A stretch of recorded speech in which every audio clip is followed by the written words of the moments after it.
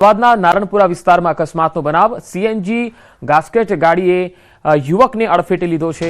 અકસ્માતની આખી ઘટના સીસીટીવીમાં પણ કેદ થઈ છે। આ તસવીરો જુઓ। અકસ્માતમાં એક યુવકનું મૃત્યુ થયું છે। અમદાવાદના નારણપુરાનો આ બનાવ છે, જ્યાં સીએનજી ગાસ્કેટ ગાડીએ યુવકને અડફેટે લીધો હતો અને આ યુવકનું ઘટના સ્થળે જ મૃત્યુ થઈ ગયું। સીસીટીવીમાં આખો આ બનાવ કેદ થયો છે। કઈ રીતે આ સીએનજી જે ગાસ્કેટ ગાડી છે એ યુવકનો ભોગ લીધો તમે જોઈ શકો છો। વધુ માહિતી મેળવીએ। સંવાદદાતા ઋત્વિજ મારી સાથે જોડાયા છે। ઋત્વિજ, આખો બનાવ જે છે તેમાં જે મરનાર યુવક છે તે કોણ છે અને હવે શું કાર્યવાહી થશે આ મામલે? જી પંકજ, ગત મોડી રાતનો આ બનાવ છે। જે યુવક છે તે પોતે થલતેજનો રહેવાસી છે। 20 વર્ષીય આ યુવક પોતાનું એક્ટિવા લઈને જ્યારે નારણપુરાથી પોતાના ઘર તરફ જઈ રહ્યો હતો તે દરમિયાન એક્સિડન્ટ સર્જાયો હતો। સમગ્ર ઘટના છે તે સીસીટીવીમાં પણ કેદ થયેલી જોવા મળી રહી છે અને એટલી ગંભીર રીતે અકસ્માત સર્જાયો હતો કે યુવક છે તેને ગંભીર ઇજાઓ પહોંચી હતી અને તેનું ઘટના સ્થળ પર જ મૃત્યુ નીપજ્યું હતું। જ્યારે સમગ્ર ઘટનાની જાણ પોલીસને કરવામાં આવી હતી ત્યારે પોલીસ દ્વારા હાલમાં આ મામલે ગુનો દાખલ કરીને વધુ કાર્યવાહી શરૂ કરવામાં આવી છે। જી, ખાસ આજે સીએનજી ગાસ્કેટ ગાડી છે તેના ચાલક વિશે કોઈ માહિતી મળી શકી છે?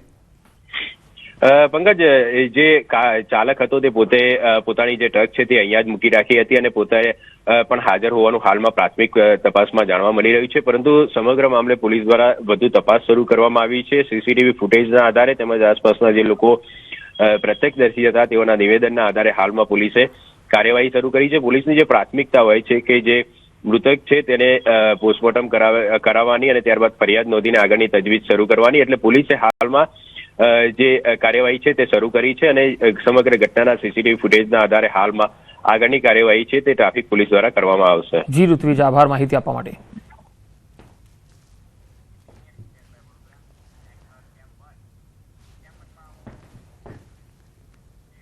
અને હવે વડોદરાની અકસ્માતની ઘટના વિશે વાત કરીએ તો અહીંયા નશામાં ધૂત કાર ચાલકે અકસ્માત સર્જ્યો। ટુ વ્હીલર ચાલક દંપતીને અડફેટે લીધા। હેમોર સર્કલ પાસે ટુ વ્હીલર ચાલકને અડફેટે લીધા બાદ કાર ચાલક ફરાર થઈ ગયો। કાર ચાલકને વાસણા રોડ પરથી ઝડપી પાડવામાં આવ્યો। નશામાં ધૂત કાર ચાલકને જેપી રોડ પોલીસે પકડી અને વધુ કાર્યવાહી હાથ ધરી છે। તો વડોદરામાં વધુ એક અકસ્માત। નશામાં ધૂત કાર ચાલકે અકસ્માત સર્જ્યો। ટુ વ્હીલર ચાલક દંપતીને અડફેટે લીધા। હેમોર સર્કલ પાસે ટુ વ્હીલર ચાલકને અડફેટે લીધા બાદ કાર ચાલક ફરાર થઈ ગયો હતો। કાર ચાલકને વાસણા રોડ પરથી ઝડપી પાડવામાં આવ્યો છે। નશામાં ધૂત કાર ચાલકને જેપી રોડ પોલીસે પકડી વધુ કાર્યવાહી હાથ ધરી છે।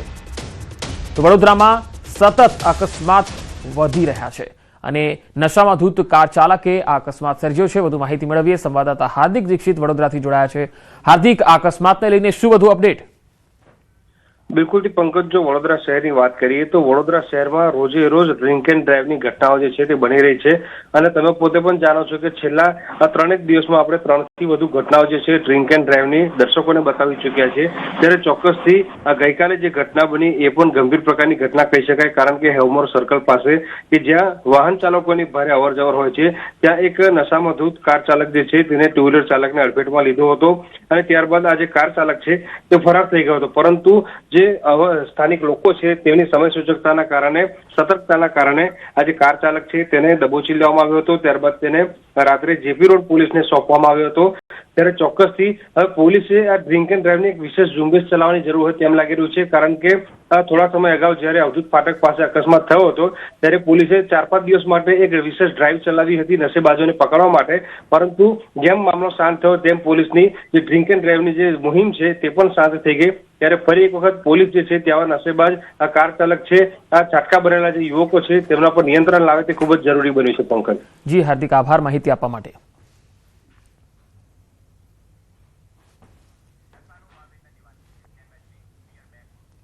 અને હવે વાત નશાના વાવેતરની।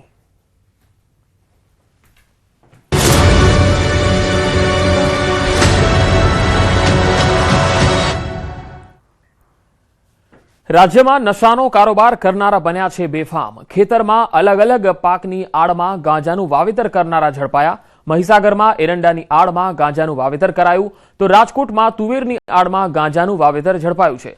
આ તરફ સુરત એરપોર્ટ પરથી હાઇબ્રિડ ગાંજાની હેરાફેરીનો પર્દાફાશ થયો। બેંકોકથી આવેલા એક મુસાફર પાસેથી ડીઆરઆઈની ટીમે 1.68 કિલો હાઇબ્રિડ ગાંજાનો જથ્થો જપ્ત કર્યો। ડીઆરઆઈની ટીમને બાતમી મળી હતી કે એર ઇન્ડિયા એક્સપ્રેસની ફ્લાઇટમાં મુસાફર પાસે હાઇબ્રિડ ગાંજો છે। આરોપીને અટકાવીને ડીઆરઆઈની ટીમે તપાસ કરતા પ્રવાસી પાસેથી 24 વેક્યુમ પેક પારદર્શક પોલિથીન પેકેટ્સ મળી આવ્યા અને આ તમામ પેકેટ્સમાં લીલા રંગનો પદાર્થ મળ્યો, જેનું કુલ વજન 1.68 કિલોગ્રામ હતું. એફએસએલની ટીમ પાસે પદાર્થની ચકાસણી કરતા તે કેનાબિસ હોવાની સાબિતી મળી હતી. પ્રતિબંધિત ગાંજા અંગે પ્રવાસીની વધુ પૂછપરછ કરવામાં આવી. આ દરમિયાન પ્રવાસીએ સ્વીકાર્યું કે ગુજરાતના ચોક્કસ ડ્રગ સપ્લાયરો માટે બેંકોકથી ગાંજો લાવતો હતો. જો કે તેણે કેટલી વખત ગાંજાની હેરાફેરી કરી છે તેની તપાસ ચાલુ છે. આ તરફ સુરત એસઓજીએ પકડેલા 13 લાખના હાઇબ્રિડ ગાંજાના કેસમાં કાપડ વેપારીના પુત્ર રિષભ નવરત્મલ મહેલોતની ધરપકડ કરાઈ છે. પોલીસના મતે આરોપી રિષભ હાઇબ્રિડ ગાંજાનો મુખ્ય સપ્લાયર છે. રાજકોટમાં 1.11 કરોડનો ગાંજો ઝડપાયો છે. ગાંજાના નાના મોટા 64 જેટલા છોડ પણ પકડાયા છે. અણિયારા ગામની સીમમાં ગાંજાનું વાવેતર કરવામાં આવ્યું હતું. આ તસવીરો તમે જોઈ શકો છો. ઘઉં અને તુવેરની આડમાં ગાંજાનું વાવેતર કરવામાં આવ્યું હતું. વાડી માલિક નાથા સિંધવની પોલીસે શોધખોળ શરૂ કરી છે.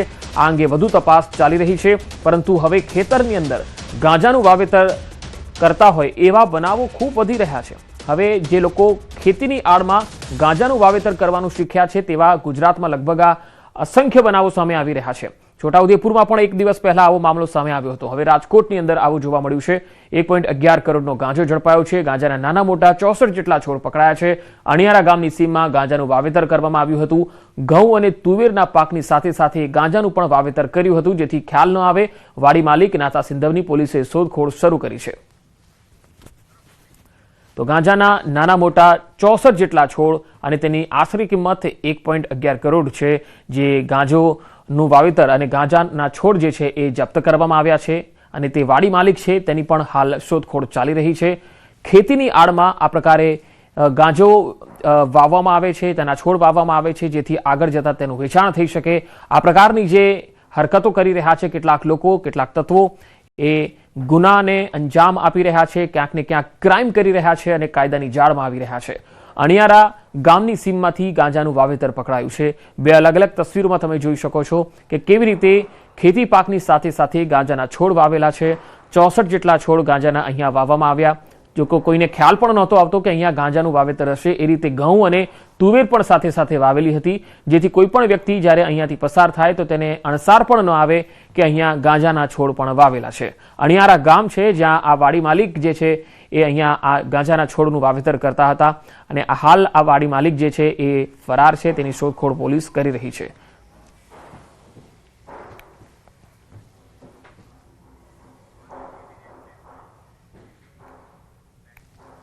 ભરૂચમાં અંકલેશ્વરમાં તસ્કરો ત્રાટક્યા. અહીં ઠંડીના ચમકારા વચ્ચે તસ્કરો સક્રિય થયા. જૂની દીવી ગામે બંધ મકાનમાં ચોરી થઈ ગઈ. 20 મિનિટમાં હાથ ફેરો કરીને તસ્કરો પલાયન થઈ ગયા. પરિવાર બહાર ગામ જતા વહેલી સવારે બંધ મકાનમાં તસ્કરી કરી ગયા. સોના ચાંદીના દાગીના અને રોકડ મળી 2 લાખ રૂપિયાની માલમત્તાની તસ્કરી કરી. તસ્કરોના આટાફેરાના દ્રશ્યો ગામની દુકાનમાં લાગેલા સીસીટીવીમાં પણ કેદ થયા છે. પોલીસે સીસીટીવી ફૂટેજના આધારે તપાસ હાથ ધરી છે. ભરૂચના આ દ્રશ્યો, અંકલેશ્વર વિસ્તારમાં તસ્કરોનો આતંક ખૂબ વધી રહ્યો છે અને રાત્રે તેઓ બંધ મકાનોને ટાર્ગેટ કરી રહ્યા છે. 20 મિનિટમાં હાથ ફેરો કરીને આ તસ્કરો આસાનીથી પલાયન થઈ જાય છે.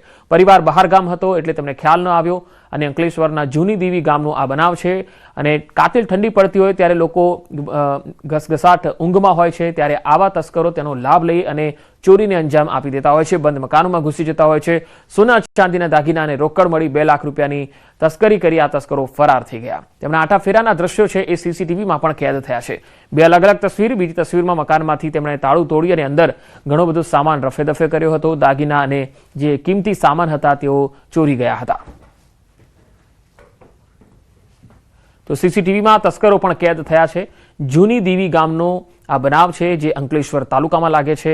બંધ મકાનને તસ્કરો ટાર્ગેટ બનાવી રહ્યા છે. તમે પણ જો બહાર ગામ જઈ રહ્યા છો તો ખાસ ધ્યાન રાખજો તમારા ઘરમાં કોઈ કિંમતી સામાન હોય, કારણ કે આ તસ્કરો આવી કાતિલ ઠંડીમાં જ બંધ મકાનને નિશાન બનાવતા હોય છે અને મધરાત્રે જ આ તસ્કરો આવતા હોય છે, જેથી કોઈને ખ્યાલ પણ નથી આવતો. બધા લોકો ભર નિંદ્રામાં હોય છે અને ત્યારે આવા બંધ મકાનોને આસાનીથી આવા તસ્કરો ટાર્ગેટ બનાવી અને ફરાર થઈ જતા હોય છે. તો આવા તસ્કરો સામે લગામ કસવા માટે ગામના લોકોએ સતર્ક રહેવાની જરૂર છે. ખાસ કરીને જે સરપંચ હોય છે ગામના, તેમણે એક સૂચના પણ જારી કરવી જોઈએ ગામમાં, જેથી કોઈ વ્યક્તિના ઘરમાં આ પ્રકારના બનાવો ન બને, ચોરી ન થાય, લૂંટફાટ ન થાય. અને સ્થાનિક પોલીસ જે છે તેને પણ સતર્ક રાખવી જોઈએ. ભરૂચથી સંવાદદાતા ભાવિન મારી સાથે જોડાયા છે. ભાવિન, આ તસ્કરીની ઘટનામાં હાલ વધુ અપડેટ શું છે આપની પાસે?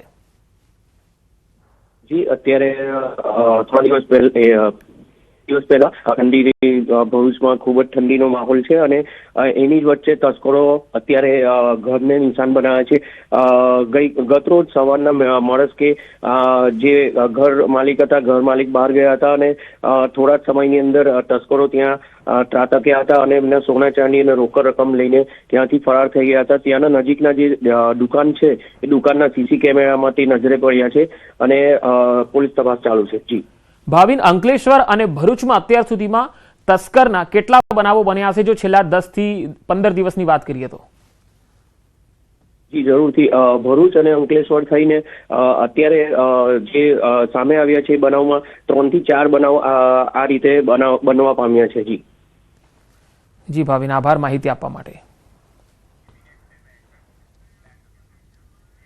અંબાજીમાં પોલીસ પર પથ્થરમારો થતા ચકચાર મચી ગઈ. ફોરેસ્ટ અધિકારીઓ પર હુમલો થયો. પોલીસ અને વન વિભાગ સાથે લોકોનું ઘર્ષણ જોવા મળ્યું. હુમલામાં 40 થી 45 જેટલા પોલીસ કર્મીઓ, વનકર્મીઓ છે તે ઘાયલ થયા છે. સ્થાનિકોએ તીરકામઠાથી હુમલો કર્યો હોવાના અહેવાલ છે. 500 થી વધુના લોકોના ટોળાએ હુમલો કર્યો હતો. પોલીસની ગાડી સળગાવી, 2 ગાડીઓના ટાયરો ફાડ્યા અને પીઆઈને કાનના ભાગે તીર વાગતા તેઓ બેભાન પણ થઈ ગયા. તીરકામઠા, ગોફણ અને પથ્થરોથી હુમલો કરાયો.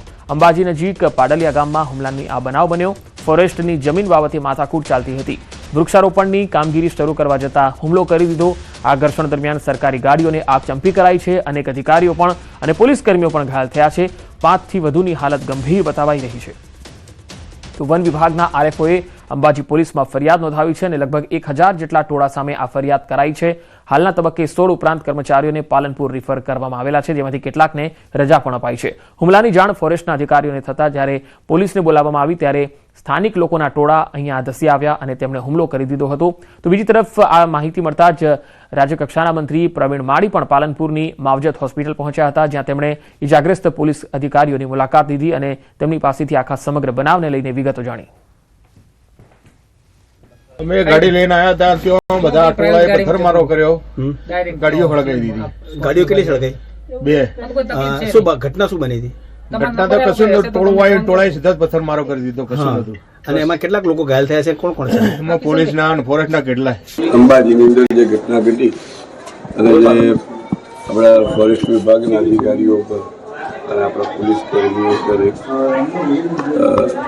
હુમલો થયો કે જે બી ઘટના ઘટી અંદર જે લોકો ઘાયલ થયા છે એ લોકોની ખબર અંતર પૂછવા માટે એમની ટ્રીટમેન્ટ વ્યવસ્થિત થાય એટલા માટે એમની મુલાકાત.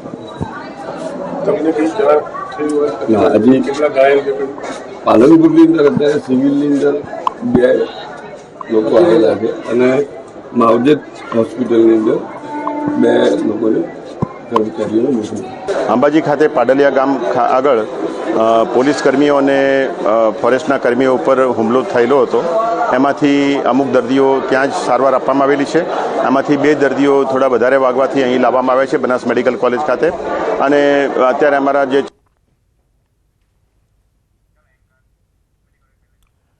તો આ હુમલામાં 5 થી વધુ જે કર્મચારીઓ છે તેમની હાલત ગંભીર બતાવાઈ રહી છે.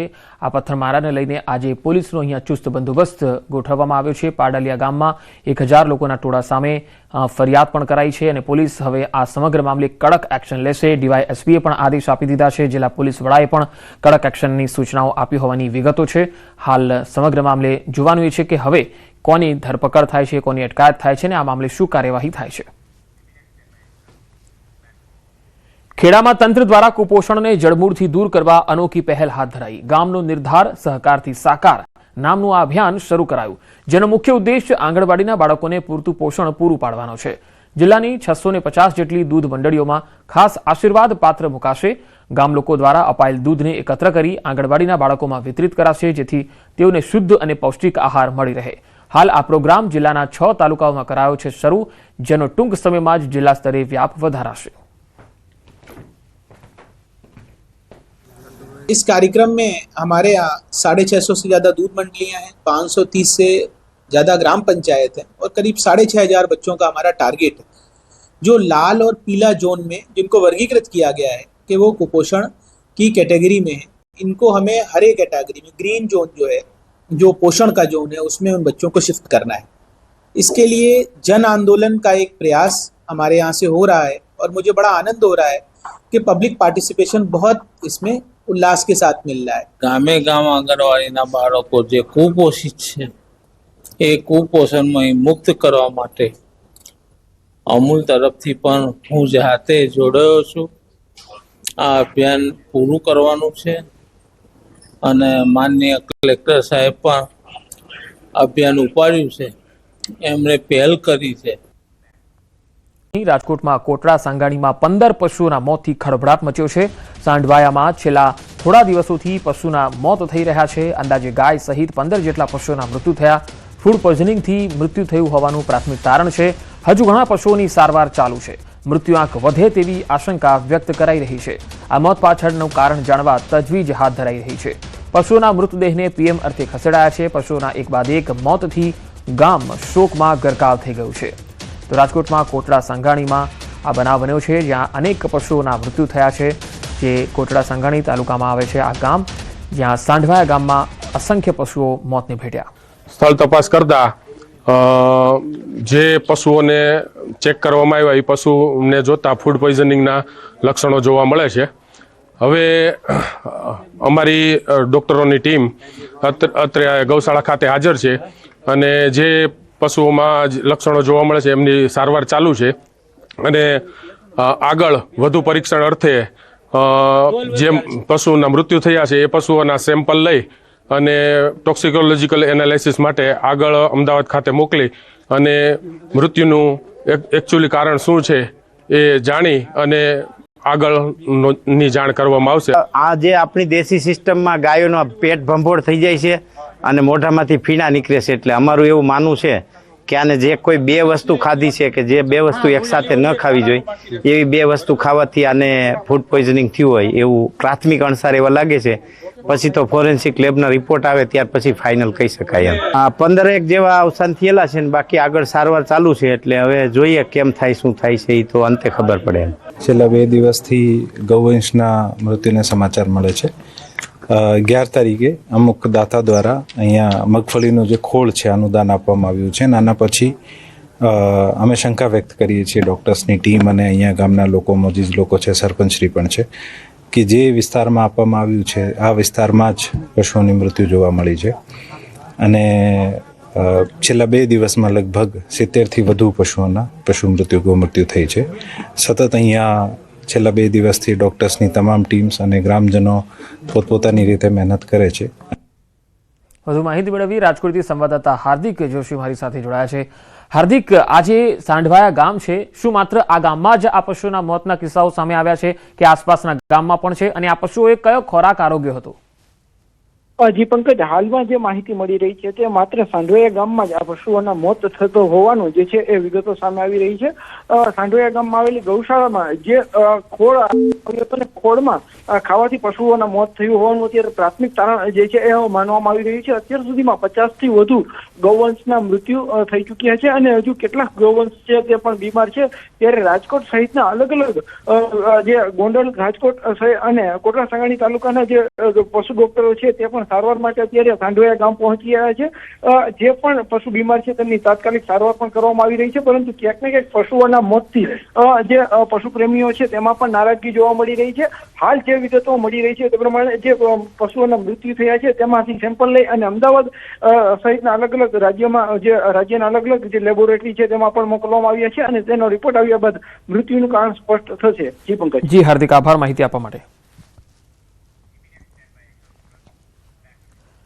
સુરતના કામરેજ નજીક પેટ્રોલ પંપ પર ચોરી થઈ ગઈ। ગલા ગામે આવેલ પેટ્રોલ પંપ પર ચોરી થઈ। 1.30 લાખ રૂપિયા લઈને ભાગી ગયા પેટ્રોલ પંપના કર્મચારીઓ।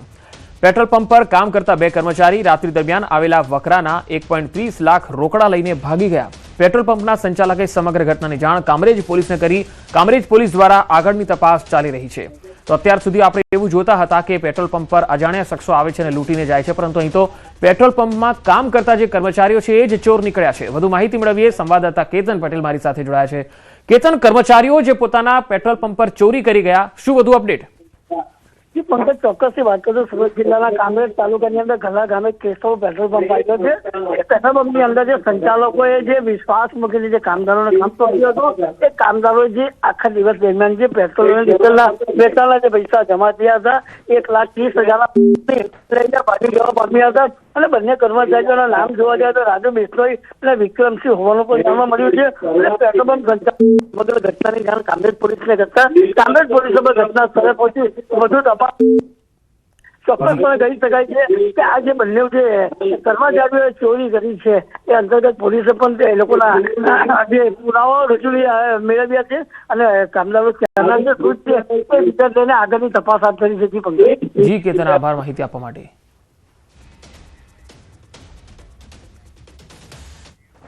ગુજરાત ભાજપના સંગઠન વિસ્તરણને લઈને રાજકીય ગતિવિધિઓ ફરીથી તેજ થઈ છે। સંગઠનના નવા માળખાની અંતિમ યાદી સાથે મુખ્યમંત્રી ભૂપેન્દ્રભાઈ પટેલ, નાયબ મુખ્યમંત્રી હર્ષ સંઘવી અને ભાજપના પ્રદેશ અધ્યક્ષ જગદીશ વિશ્વકર્મા દિલ્હી પહોંચ્યા છે। ભાજપના કેન્દ્રીય નેતૃત્વ સાથે મોડી રાત સુધી બેઠકો ચાલી હોવાનું જાણવા મળ્યું છે। સૂત્રો મુજબ જિલ્લા કક્ષાની નિમણૂકો, સંગઠનના જવાબદારો અને પ્રાદેશિક સંતુલન જળવાઈ રહે તે બાબતે વિગતવાર ચર્ચા કરવામાં આવી હતી। આ બેઠકમાં વડાપ્રધાન નરેન્દ્ર મોદી, કેન્દ્રીય ગૃહમંત્રી અમિત શાહ, ભાજપના રાષ્ટ્રીય સંગઠન મહામંત્રી અને અન્ય વરિષ્ઠ નેતાઓ ઉપસ્થિત રહ્યા હોવાનું રાજકીય વર્તુળોમાં ચર્ચાઈ રહ્યું છે। મહત્વનું છે કે સંગઠનમાં કયા નવા ચહેરાઓને તક મળશે, કોને નવી જવાબદારી સોંપાશે અને કયા જૂના નેતાઓની ભૂમિકા બદલાશે તે અંગે ચર્ચાઓ તેજ બની છે। આ તમામની નજર દિલ્હીથી પરત ફર્યા બાદ થનારી સત્તાવાર જાહેરાત પર ટકેલી છે।